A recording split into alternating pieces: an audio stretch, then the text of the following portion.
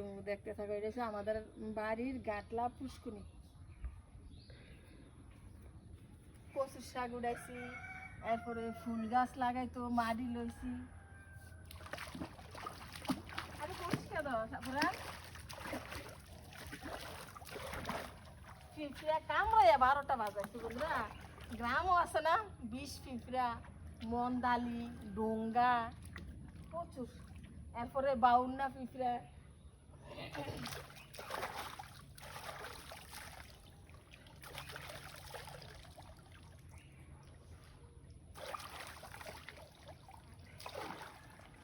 আমি মনে হচ্ছে নিচে শিখেছে গে হেল্লা বেরো রয়েছে, হেল্লা নাই। ফুসকুনির পানিতে হাত মুখ ধুলে গোসল করলে অনেক শান্তি লাগে।